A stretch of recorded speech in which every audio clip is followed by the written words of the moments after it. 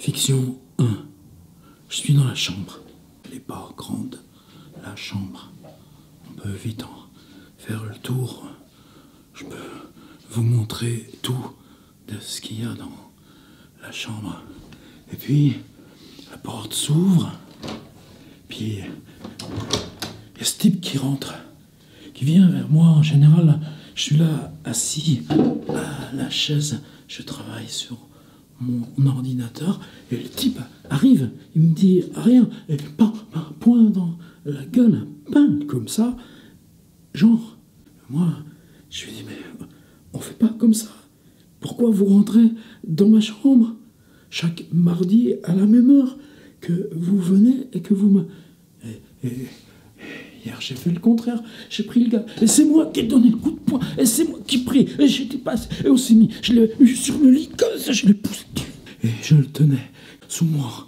Et là, je me suis aperçu qu'il y avait une fille qui regardait, qui le connaissait, à la porte. Et moi, j'ai dit, mais tu le feras plus. Tu le feras plus. Jamais plus. Tu le feras plus. Jamais plus. Jamais plus. Le gars qui dit, tu peux pas faire semblant de perdre. Elle nous regarde. Et fiction 2, genre. C'est aussi dans la chambre. Je vous la remontre. Il n'y a rien de secret ici. La fenêtre sur ville.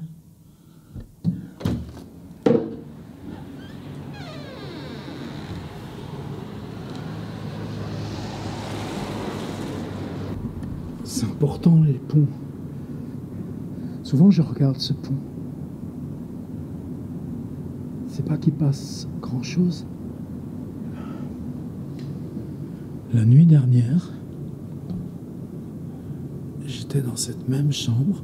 Je regardais ce même pont. J'ai vu le gars passer. Il a vu que je le regardais de ma fenêtre du 4e étage. Il s'est retourné, il m'a regardé fixement. Et puis là, j'ai bien eu le temps de le voir. Le type, non seulement il me ressemblait, mais c'était comme plus que ressembler. C'était moi qui passais sur le pont, là-bas. Pourquoi il y a des gens qui se jettent par leurs fenêtres? Je crois que c'est pas plus que ça. Moi, j'y suis souvent à la fenêtre ouverte. Moi, je suis souvent à regarder le pont derrière moi. Mais pour l'instant, le gars qui passe, qui me fait signe, qui me ressemble comme ça, il m'a pas entraîné. Il m'a pas entraîné. Il ne m'entraînera pas.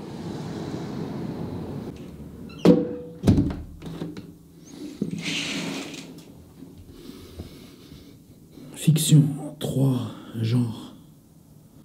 Dans les chambres d'hôtel, on a toujours un lit. C'est pas que c'est confortable, les lits de chambre d'hôtel. Mais on vient là parce que on doit bien attendre le matin pour partir. C'est des drôles de nuit. On se réveille une fois toutes les 2 heures. On regarde l'heure comme on peut. On essaie de voir si le jour est arrivé. Puis finalement on attend et puis il y a bien le matin qui... Des fois on entend des bruits dans l'hôtel. On entend des bruits dans les chambres au loin, c'est rare. Comme je viens souvent, une fois toutes les semaines, mais ça fait plus de 5 ans. Évidemment, quelquefois des bruits très intimes, quelquefois qui se bagarrent. Il y a des fois des sectes aussi, des gens de prière. Il y a des gens relogés aussi. Vous voyez une porte qui s'ouvre et puis une famille qui sort avec plein d'enfants comme ça. Mais ce que j'avais pas remarqué, c'est que là, sur le lit même, alors que moi j'étais là où je me mets pour lire, où je me mets pour dormir.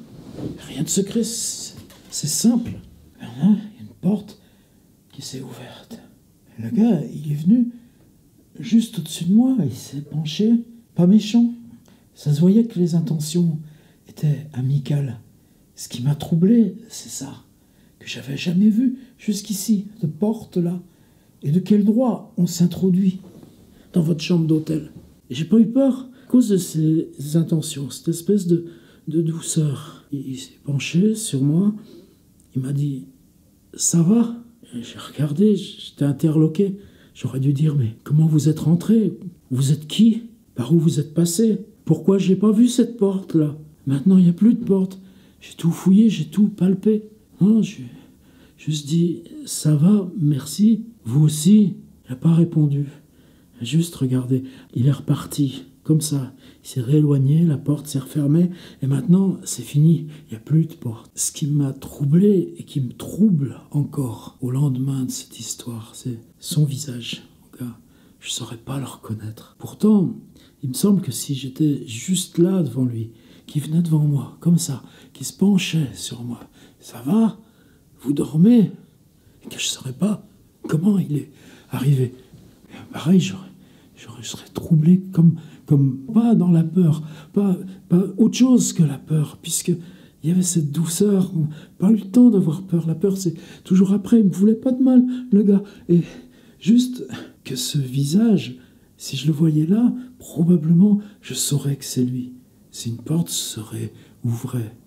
Mais j'ai regardé personne. Comment on entrerait comme ça dans cette chambre d'hôtel? Ce qui me trouble, chaque fois que je marche dans la ville, chaque fois que je suis dans les transports, chaque fois que je traverse la grande galerie marchande, je me demande, et si c'était lui? Mais je peux pas le reconnaître. Je ne me souviens pas de son visage. Je ne me souviens absolument pas de son visage. Et c'est pas que je me souvienne mal des visages, ce qui peut m'arriver parfois. C'est juste que c'est comme s'il n'en avait pas eu de visage. Quelque chose lisse, genre lisse. Fiction 4, genre. Je suis rentré dans la chambre.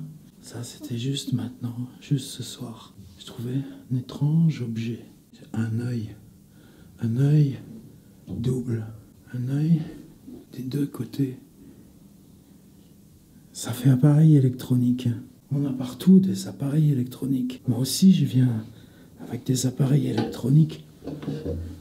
Peut-être quelqu'un qui trouverait mes appareils électroniques me trouverait mystérieux. J'appelle ça mon bâton à bruit. Je le pose. Puis ça, musique. Quand on est beaucoup seul comme ça, dans les chambres d'hôtel, ça aide le bâton à bruit. Des fois, c'est énigmatique. Qu'est-ce que tu fais, ça? On branche les téléphones. Ça ouvre des portes loin. Mais ce machin, pourquoi ils ont installé ça dans ma chambre? Et le petit œil rond, il surveille qui? De quoi je dois me méfier? Qu'est-ce que ça envoie d'image de moi? Et à qui? Ou bien est-ce que moi-même, quand je pense, quand je parle, est-ce que je suis pas une émanation de là, de l'œil qu'ils ont mis ici? Oh, je suis souvent seul dans cette chambre d'hôtel.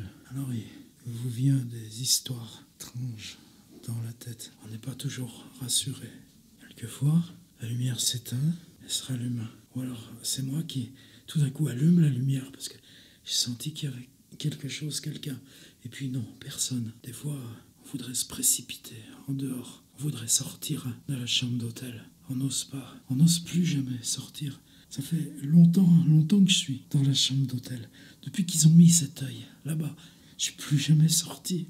L'œil est juste devant la porte. Et je sais pas ce qu'ils regardent. Je sais rien. Quand est-ce que je sortirai de la chambre d'hôtel?